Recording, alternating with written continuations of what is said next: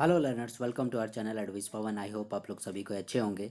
आज हम लोग क्लास 9 की टेक्स्ट बुक बिहाइव का chapter number 2 the sound of music Bismillah Khan जो सेक्शन है, बिस्मिल्लाह खां के विषय में जो पढ़ना है उसी का एमसीक्यू पार्ट 2 करने वाले हैं। पार्ट 1 पहले ही हम लोग बना चुके हैं। आप लोग यदि मिस हो गया होगा तो ज़रूर उसे देख लेंगे।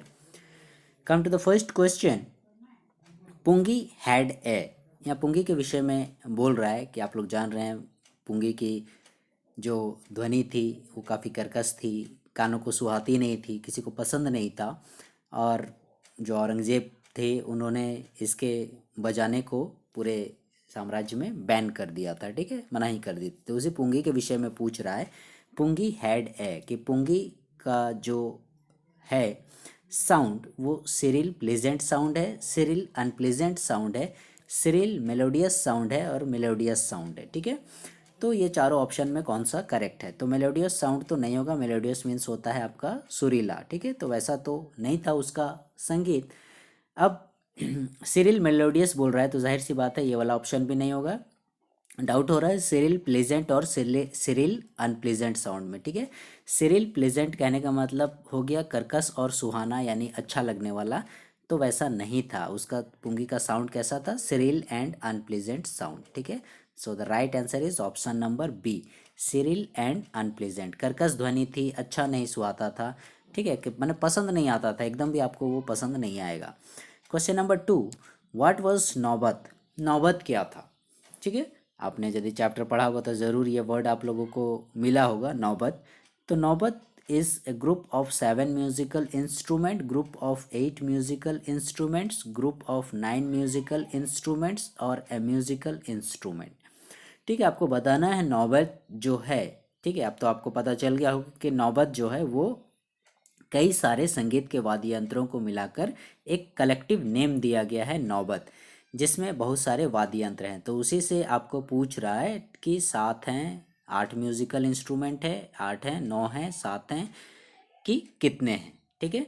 तो the right answer is 9 musical instruments, ठीक है, करेक्ट आंसर है 9। नौबत, नौबत अब इसको ऐसे पकड़िएगा, ठीक है, कंफ्यूज नहीं होइएगा। नौबत के शुरू में आपका 9 आता है, ठीक है, नौबत 9, तो इसीलिए 9 यहाँ भी देखिएगा, 9 9, ऐसे में आपको कन्फ्यूजन नहीं होगा, ठीक है। 9 म्यूजिकल इंस्ट्रूमेंट्स। क्वेश्चन नंबर 3, विच हाईएस्ट सिविलियन अवार्ड, कौन सा सर्वोच्च नागरिक सम्मान जो है बिस्मिल्लाह खां रिसीव किए? भारत रत्न, अर्जुन अवार्ड, द्रोणाचार्य अवार्ड और musical award. So the right answer is Bharat Ratna, ठीक है, इंपॉर्टेंट क्वेश्चन है, इसे ज़रूर याद कीजिएगा। भारत रत्न जो है सर्वोच्च नागरिक सम्मान जो है भारत का, उन्हें प्रदान किया गया था, ठीक है। Come to the next page और next question. Question number 4, a barber chose a pipe, एक बार्बर ने क्या किया, एक पाइप सेलेक्ट किया with a natural hollow stem, जिसमें कि नेचुरल होलो थे उस पाइप में। That was dash then the pungi, जो पुंगी से था, पुंगी से यानी इसकी तुलना करनी है उस पाइप की। लॉन्गर और शॉर्टर था, लॉन्गर एंड थिनर था, लॉन्गर एंड ब्रॉडर था और शॉर्टर था। The right answer is longer and broader, यानी पुंगी से ये जो पाइप चुना गया उस बार्बर के द्वारा, जो कि खोखला पाइप था, वो पुंगी से जो है आपका लंबा भी था और चौड़ा भी था, longer and broader. Question number 5, how was pungi looked at in the beginning, शुरुआत में पुंगी को किस नज़रिए से देखा जाता था? ठीक है, गुड, अच्छा, स्वीट मधुर, मेलोडियस सुरीला, वैसा, मतलब किस नज़रिए से देखा जाता था? तो the right answer is noise maker. हम लोग जान रहे हैं कि वो इतनी खराब कर्कश ध्वनि उसकी सुनाई देती थी, जिसके चलते उसके बजाने को औरंगजेब के द्वारा बैन कर दिया गया था नॉइस मेकर के रूप में, ठीक है, मैंने शोरगुल करने वाला, हल्ला करने वाला, कुछ उस टाइप से। Question number 6, Bismillah Khan used to sing as a child, ठीक है, बिस्मिल्लाह खां के विषय में पूछ रहा है कि वो ये जब बच्चे थे उस समय मैंने ऐसे गाने वो प्रायः गाया करते थे। तो उन्हीं गानों के वैरायटी को आपको बताना है कि किस प्रकार के वो गीत गाया करते थे। वो पंजाबी सॉन्ग गाया करते थे, पोयम गाया करते थे, भोजपुरी चैता गाया करते थे या फिल्म सॉन्ग गाया करते थे? The right answer is Bhojpuri Chaita, ठीक है, भोजपुरी चैता गाया करते थे, और जिसके चलते बिस्मिल्लाह खां को छोटे के समय में ही लड्डू पुरस्कार में मिलता था, ठीक है। तो Bismillah Khan use to sing Bhojpuri chaita as a child, ठीक है, Bhojpuri chaita, option number b is the right answer. Question number 7, the credit for bringing the musical instrument shehnai. आपको बोल रहा है कि क्रेडिट मीन्स होता है श्रेय, ठीक है। ये श्रेय किसको जाता है? म्यूजिकल इंस्ट्रूमेंट जो शहनाई था इसको on to the classical stage, ठीक है। क्लासिकल स्टेज पर शहनाई को पहुंचाने का श्रेय किसको दिया जाता है, ठीक है। किसको जाता है श्रेय? औरंगजेब को जाता है, द बारबर, अली बख्श और बिस्मिल्लाह खां, ठीक है। औरंगजेब तो नहीं थे, ये इन्होंने तो पुंगी को बजाने को बैन कर दिया था, ठीक है, और शहनाई की ध्वनि को काफ़ी तारीफ़ किया था, लेकिन क्लासिकल स्टेज तक नहीं लाए थे, ठीक है। ये तो क्योंकि आधुनिक समय की बात हो रही है, और बारबर ने उतना उसका डेवलपमेंट नहीं किया था, वो उतना राग वगैरह वही नहीं बनाया था, सिर्फ मैंने मधुर ध्वनि वो बजाता था। अली बख्श भी नहीं थे, ठीक है। ये तीनों आंसर जो है नहीं होंगे, राइट आंसर इज़ बिस्मिल्लाह खां, ठीक है। शहनाई जो है वो क्लासिकल स्टेज पर पहुंचा आपका, इसका सारा श्रेय बिस्मिल्लाह खां जी को जाता है। Question number 8, a barber chose a pipe with a natural hollow stem. एक बार्बर जो है वो एक पाइप चूज करता है, अभी हमने किया, जिसमें कि नेचुरल होलो स्टेम था, बस लॉन्गर एंड ब्रॉडर, वो लॉन्गर और ब्रॉडर था, शहनाई से था, पुंगी से था, फ्लूट से था, पाइप से था, ठीक है। पाइप तो होगा ही नहीं क्योंकि पाइप उसने लिया ही था, क्योंकि तुलना करने बोल रहा है, फ्लूट भी नहीं होगा, that is longer and broader than pungi, ठीक है। वो किससे लंबा और चौड़ा था? पुंगी से। शहनाई तो होगा नहीं क्योंकि वो वही बाद में जाकर शहनाई का रूप लिया, ठीक है। So the right answer is option number b, pungi. A barber chose a pipe with a natural hollow stem that was longer and broader than the pungi.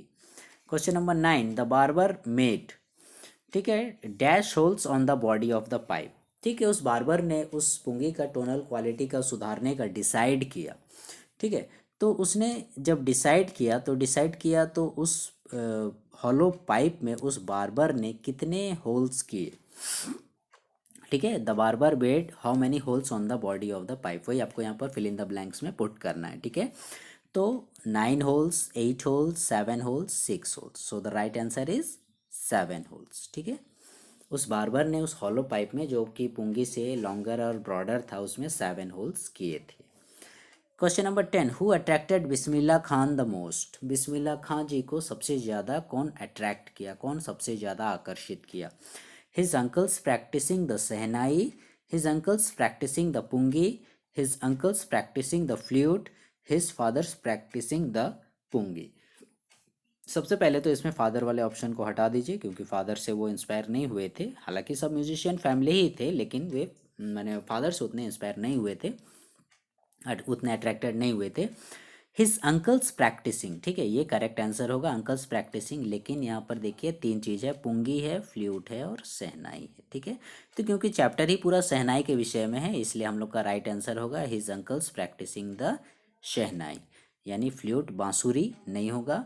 पुंगी तो ऐसे ही खराब ध्वनि आती थी, तो पुंगी से क्यों वो अट्रैक्टेड होगा अंकल के पास से, इसलिए what attracted Bismillah Khan the most, that is his uncle practicing the shehnai. This is the right answer.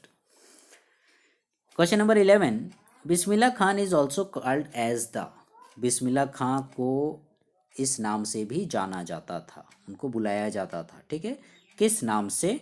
तो ऑप्शंस आर पुंगी मास्टरो, शहनाई मास्टरो, फ्लूट मास्टरो, ड्रम मास्टरो, ठीक है। तो ड्रम का तो जिक्र नहीं हुआ है, बांसुरी का भी जिक्र नहीं हुआ है, फ्लूट का, पुंगी का मास्टर भाई क्यों बनेगा, वो तो ऐसे ही खराब आवाज़ ध्वनि करता है।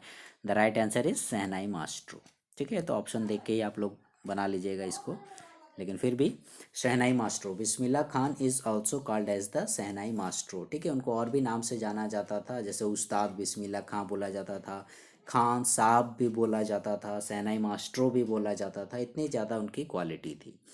Question number 12, shehnai is an indispensable, ठीक है, अपरिहार्य, यानी जिसको कि आप मतलब नज़रअंदाज नहीं कर सकते हो, छोड़ नहीं सकते हो, वो एक हिस्सा था of any dash wedding, wedding means होता है विवाह समारोह वगैरह, ठीक है।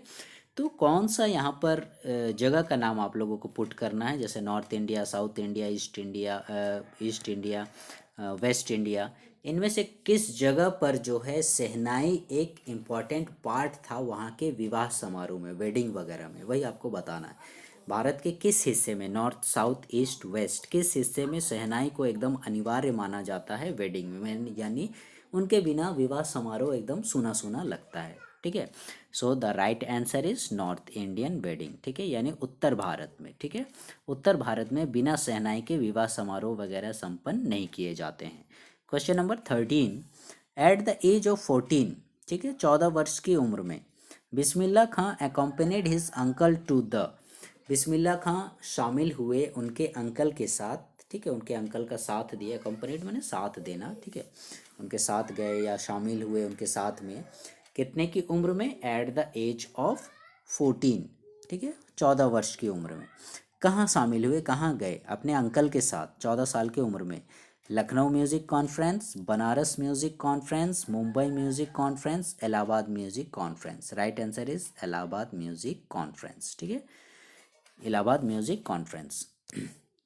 लखनऊ नहीं होगा, मुंबई भी नहीं होगा, बनारस भी नहीं होगा। Right answer is Allahabad. Question number 14, with the opening of the all India radio. ठीक है, ये ऑल इंडिया रेडियो की शुरुआत के समय की बात की जा रही है। ठीक है, इन, ठीक है, in that means you have to put here the place. ठीक है, कहाँ पर ऑल इंडिया रेडियो की शुरुआत हुई, ओपनिंग बोल रहा है। ठीक है, बनारस, लखनऊ, मुंबई और इलाहाबाद, ये 4 ऑप्शन। ठीक है, तो with the opening of the all India radio in dash, माने इस जगह पर, इन 1938 केम बिस्मिल्लाह's बिग ब्रेक, यानी इस ऑल इंडिया रेडियो ओपनिंग के में इस जगह पर जो शुरुआत हुई, वहाँ के सहारे बिस्मिल्लाह खान जी को बिग ब्रेक मिला, यानी एक सुनहरा अवसर मिला। ठीक है, जिसके बाद उन्होंने फिर पीछे मुड़ के नहीं देखा। एक बोलते हैं ना टर्निंग पॉइंट यहाँ के बाद। ठीक है, मतलब वो ऑल इंडिया एकदम फेमस हो गए वैसा करके। जैसे यहाँ पर इलाहाबाद म्यूज़िक कॉन्फ्रेंस में भी वो उनका नाम हुआ था, लेकिन वो एक सीमित क्षेत्र तक था। अब यहाँ पर ऑल इंडिया रेडियो में आना, मतलब उस समय रेडियो ही एकमात्र मीडिया था जो सब लोगों के पास पहुँच थी जिसकी। ठीक है, तो वहाँ पर उसमें अपना प्रोग्राम को पेश करना, तो ये बहुत ही उस समय के लिए बहुत वैल्यूएबल था। ठीक है, अभी भी है, लेकिन उस समय के लिए कुछ और ही बात थी। तो किस जगह पर ये ऑल इंडिया रेडियो ओपनिंग किया गया, 1938 में। ठीक है, 1938 में कहाँ पर ये ऑल इंडिया रेडियो की ओपनिंग की गई। ठीक है, तो Banaras, Lucknow, Mumbai and Allahabad. The right answer is Lucknow. ठीक है, लखनऊ की ओपनिंग की गई, लखनऊ में ऑल इंडिया रेडियो की ओपनिंग की गई 1938 में। ठीक है, लखनऊ में। With the opening of the all India radio in Lucknow in 1938 came Bismillah's big break, जहाँ उसे एक बहुत बड़ा ब्रेक मिला। Question number 15, as the instrument was first played in the साल्स चैम्बर। आपने चैप्टर पढ़ा होगा, उसमें आपको पता चला होगा ये जो इंस्ट्रूमेंट यानी जिसकी हम लोग बात कर रहे हैं, शहनाई की, ये सबसे पहले जो है आपका बजाया गया, कहाँ बजाया गया, शाह के चैम्बर में। ठीक है, तो शाह के चैम्बर में जब इस इंस्ट्रूमेंट को बजाया गया तो एंड वाज प्लेड बाय ए नाई, किसके द्वारा बजाया गया, एक नाई के द्वारा बजाया गया था इस पुंगी शहनाई को। ठीक है, तो उसी के आधार पर अब नया नाम तो रखना था, इट वाज नेम्ड, उसका नाम क्या रखा गया। ठीक है, क्योंकि पुंगी से वो डिफरेंट था, उससे लंबा भी था, उससे चौड़ा भी था, 7 होल्स भी थे, और सबसे बड़ी बात कि दोनों में साउंड में, दोनों की टोनल क्वालिटी में ज़मीन आसमान का अंतर था। तो उसमें वो बार बार सुधार करने की सोचा, वो नाई सुधार करने की सोचा, और उसने सुधार किया भी। तो इसीलिए क्योंकि ये शाह के चैम्बर में बजाया गया और एक नाई के द्वारा बजाया गया, इसलिए इसका नाम, इट वाज नेम्ड बोल रहा है कि क्या नाम रखा गया, तो it was named. The right answer is, क्या नाम रखा गया, शहनाई। ठीक है, इसमें देखिएगा दोनों नाम ऐड हैं, शह जो है यहाँ शाह से जुड़ा हुआ है, और दूसरा जो है ये नाई। ठीक है, तो शाहनाई, उसी दोनों नाम को जोड़कर बनाया गया है शहनाई वर्ड। तो ये थे 15 इंपॉर्टेंट क्वेश्चंस। लर्नर्स, आप लोगों को ये इंपॉर्टेंट सेलेक्टेड क्वेश्चंस ज़रूर पसंद आए होंगे। For the next video please stay connected with our channel एडविस Pawan, and please like, share, subscribe our channel. Thank you.